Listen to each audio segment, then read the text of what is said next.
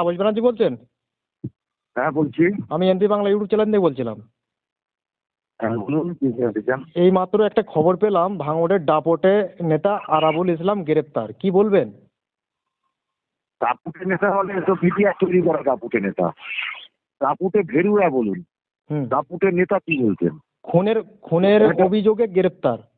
সে তো খুনি বউ হতে ধরে, ও তো জল খাটে আর বেরোয়। এর তো দোকান কাটা সব ভেরুয়ার দল। এদের না নেই, এরা পুলিশ ছাড়া কিন্তু চলতেই পারে না। সিকিউরিটি নিয়ে এদের চলতে হয়, ঘর থেকে বেরোতে হয় না। এমন মহান রাজনৈতিক নেতা যাকে আপনারা বলছেন দাপুটে নেতা, ও নেতা না কি? নেতা তো দেশ সেবা করবে, যে এ তো দেশ সেবা করে না, তো নিজের সেবা করে। আর নিজেদের দলকে বাঁচানোর জন্য, দিদির হাতকে শক্তিশালী করার জন্য, অভিষেক বন্দ্যোপাধ্যায়ের হাতকে শক্তিশালী করে তারা যে অর্থ সাপ্লাই করে। এরা কোনো জনগণের নেতা না, এরা এমনি আসলেই এরা দুষ্কৃতী।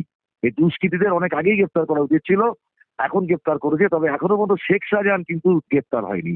এটা আমি সন্দেহ প্রকাশ করছি যে শেখ শাহজাহানকে যখন সন্দেশখালী একটি উত্তাল হয়েছে জনগণের, ভাঙর অনেক আগেই উত্তাল হয়েছিল।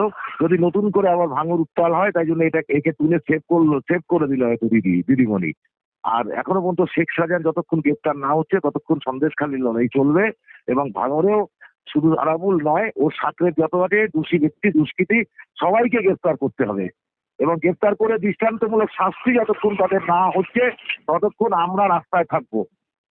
হুম হুম। ওকে, ধন্যবাদ। ধন্যবাদ।